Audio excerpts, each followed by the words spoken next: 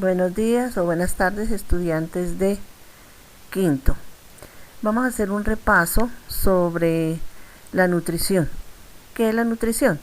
El proceso de transformación de los alimentos. Empecemos por las células. ¿Cómo se nutre una célula? Acordémonos que hay varios procesos. Tenemos la ósmosis, la difusión y la endocitosis. Y la endocitosis la tenemos de dos formas: la fagocitosis y la pinocitosis. Entonces, la fagocitosis es la entrada de partículas grandes a la célula. Fagocitosis, entrada de partículas grandes a la célula. Y la pinocitosis, entrada de partículas pequeñas disueltas en algún líquido, o simplemente la entrada de líquidos. Tanto la fagocitosis, la pinocitosis y cualquier otra sustancia que entre a la célula lo hace a través de la membrana celular. También debemos acordarnos que cuando algo entra a la célula, en la membrana se forma una vacuola o vesícula. Y dentro de esa vacuola va el producto, la sustancia que entra a la célula, dentro de esa celulita. Y debemos acordarnos también que dentro de la célula hay otro organelo llamado lisosoma. Los lisosomas contienen enzimas digestivas. Esas enzimas actúan sobre el alimento o la sustancia que ingresó a la célula. Esas enzimas hacen que esa sustancia que entró se transforme o se convierta en partículas más chiquititas para que la célula pueda digerirlas. Una vez que ha sido digerido ese alimento, esa sustancia, por la célula, se forman otras vesículas, otras vacuolas, que son los desechos de los alimentos, que también van y salen a través de la membrana celular, van hacia el exterior. Eso es lo que llamamos exocitosis, expulsión de desechos. Entonces, resumiendo, la endocitosis tiene dos procesos: la fagocitosis y la pinocitosis. Fagocitosis, entrada de sustancias grandes, partículas grandes. Y pinocitosis, entrada de partículas pequeñas disueltas en algún líquido o simplemente líquido. ¿Listo? Ahora, la nutrición en las plantas. Esto también ya lo habíamos visto en clase. Las plantas, para poder nutrirse, realizan su proceso de fotosíntesis, que se realiza básicamente en las hojas, que en las hojas hay una sustancia llamada la clorofila. Esa clorofila está dentro de unos organelos que hay en las células vegetales llamados cloroplastos. Esa clorofila es la que atrapa la energía de la luz solar. Esa energía es la que le permite a las hojitas o partes verdes de la planta realizar la fotosíntesis. Pero necesitamos, o la planta necesita varias sustancias. Primero, las sales minerales y el agua, que entran a través de la raíz. Sales minerales, agua, que entran a través de la raíz. Esa mezcla de agua y sales minerales forma lo que llamamos savia bruta. Savia bruta. Esa savia bruta, aquí va este conducto azulito, ese es el xilema, que va desde la raíz hasta las hojas. Savia bruta, mezcla de agua y sales minerales, sube por el xilema y llega a las hojas.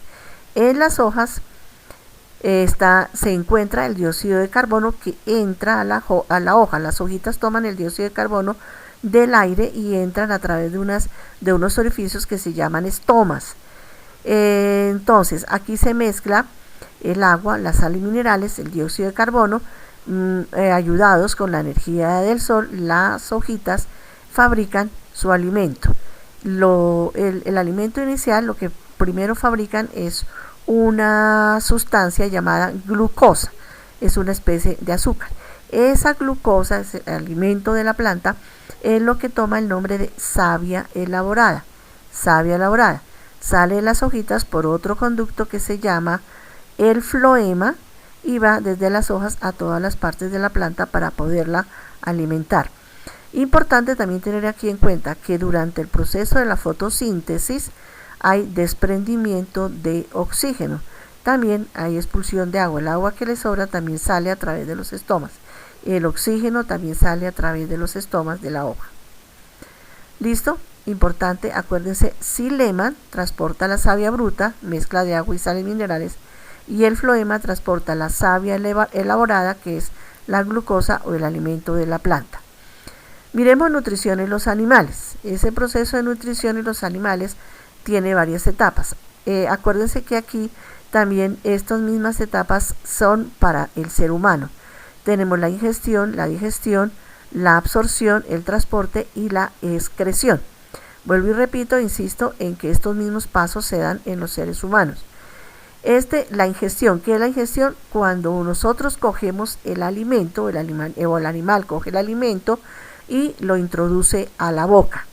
Ahí se inicia el proceso de digestión, que es la transformación de las moléculas que componen esos alimentos en sustancias o en partes más pequeñitas, como las proteínas, los carbohidratos, las grasas que contienen los alimentos, para que puedan ser utilizadas por las células del organismo. La absorción. Cuando ya están esos alimentos digeridos, entonces la absorción la hace en nuestro caso y en los animales mamíferos la sangre, que la recoge, la transporta esos alimentos y los lleva a las células.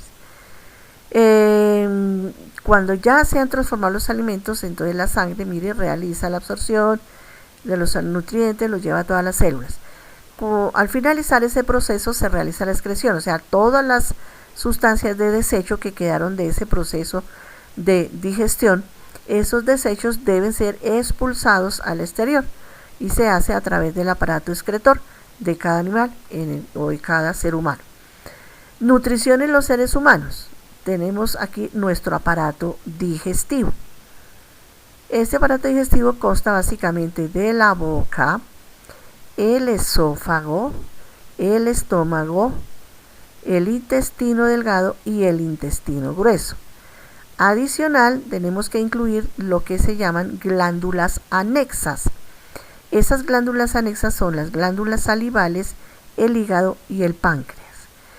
Estas glándulas anexas, glándulas salivales, hígado y páncreas, producen unos jugos, unos líquidos que contienen las enzimas digestivas, y esas enzimas digestivas son las que van a hacer el proceso de transformación de esos alimentos, es decir, convertir lo que nos comemos o separar lo que nos comemos en todas las sustancias que contienen ese alimento, sustancias pequeñitas, diminutas.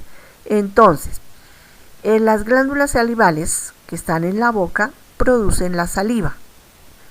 El hígado, que es la glándula más grande de nuestro cuerpo, produce la bilis y la guarda en una bolsita que se llama vesícula biliar, esta bolsita verde. Ahí se guarda la bilis, que luego pasa por un tubito y llega al intestino delgado. El páncreas, la otra glándula anexa, páncreas, produce el jugo pancreático. Ese jugo pancreático también va a llegar al intestino delgado. Aquí en la boca masticamos, están los dientes, la lengua, que ayudan los dientes ayudan a la masticación, la lengua hace que el alimento se mueva para que se vaya mezclando con la saliva. Ahí se forma el bolo alimenticio. Va a la faringe, resbala por el esófago y llega al estómago. Aquí dentro del estómago están las glándulas gástricas que producen el jugo gástrico, que esas enzimas del jugo gástrico van a hacer que va a actuar sobre ese bolo alimenticio, esos alimentos que van llegando a aquel estómago, y los va a seguir transformando y va haciendo que se conviertan en partículas cada vez más pequeñitas. Llega después ese quimo, va a pasar aquí a esa masita que se forma aquí en el estómago se llama quimo, y ese quimo va a pasar aquí al intestino delgado, y aquí se va a encontrar con la bilis y con el jugo pancreático, que va a actuar también sobre las enzimas de esos jugos, actúan sobre esos alimentos que llegaron acá para seguir el proceso de